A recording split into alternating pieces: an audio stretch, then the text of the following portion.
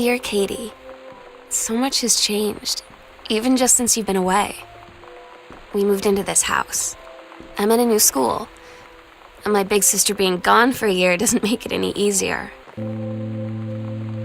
It's weird hanging out with girls.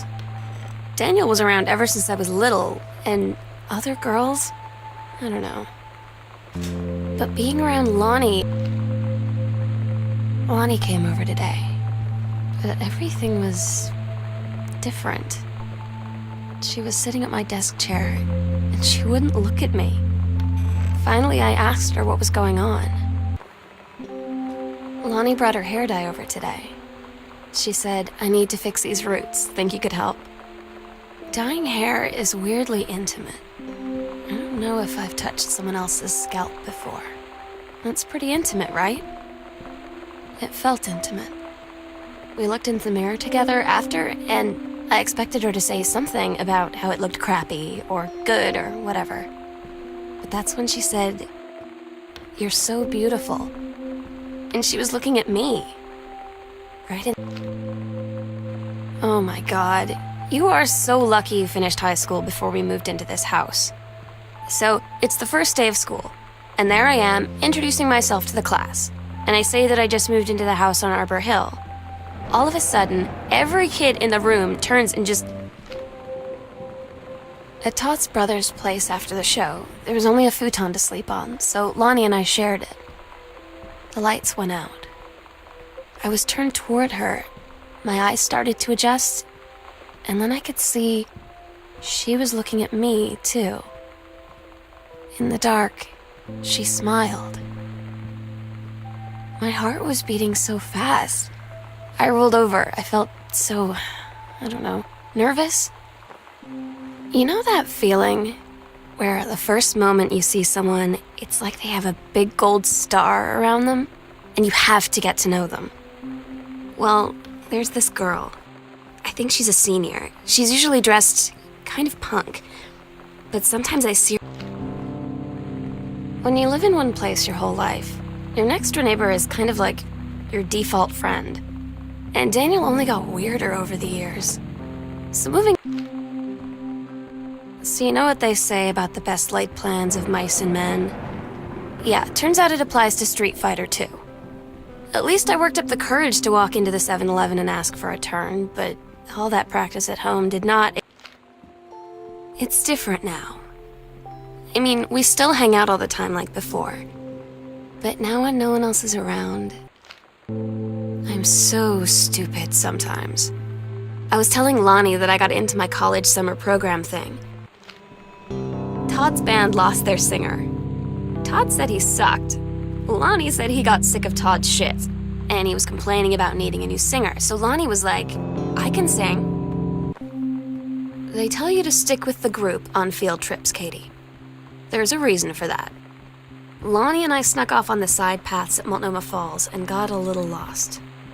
Okay, a lot lost. Like, for hours. Right before the bus left. I don't get Lonnie sometimes. Like, her band, and our zine, and her hair, and everything are all anti-authority. But I watch her in JROTC, and she's doing drills in... Katie, you know how Mom and Dad are. Not exactly super open-minded about things. It feels like every minute I don't spend with Lonnie, I spend worrying about them finding out about us. And what would happen if they did?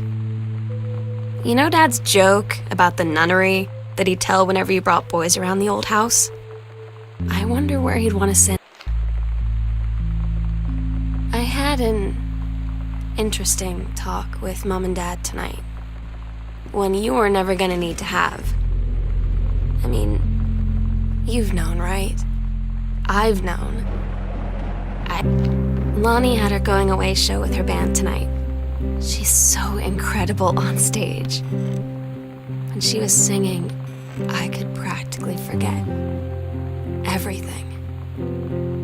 That we only had 48. We agreed our last night together would be our happiest ever, and we'd forget tomorrow was going to come at all. It worked for a while.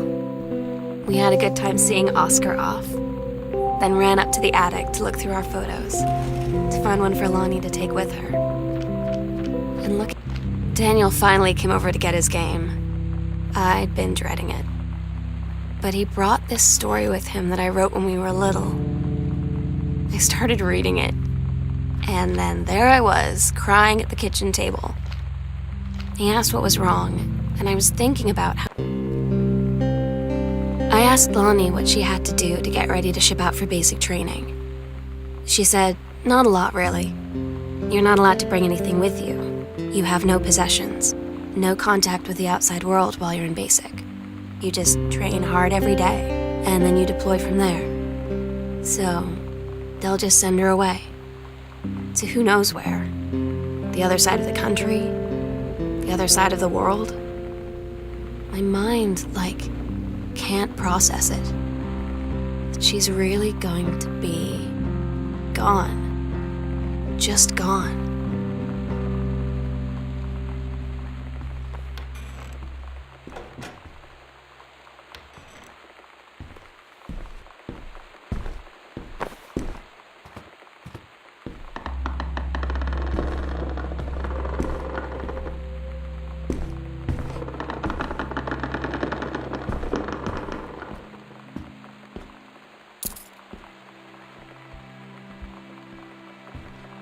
The sunset light in this house is the saddest thing I've ever seen.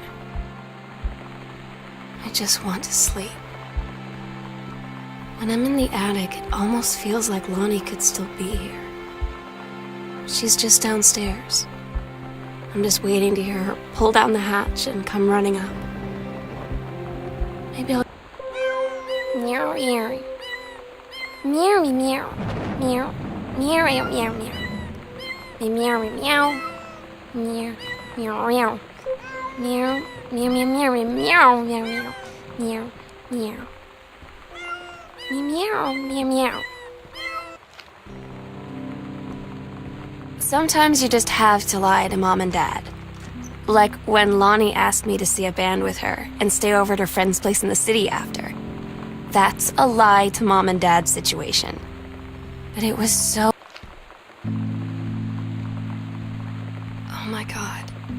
Katie, I fell asleep in the attic, in Lonnie and my old spot, and I missed the first 2 calls. I just barely caught the third one before the machine got it. And it was Lonnie, on a payphone.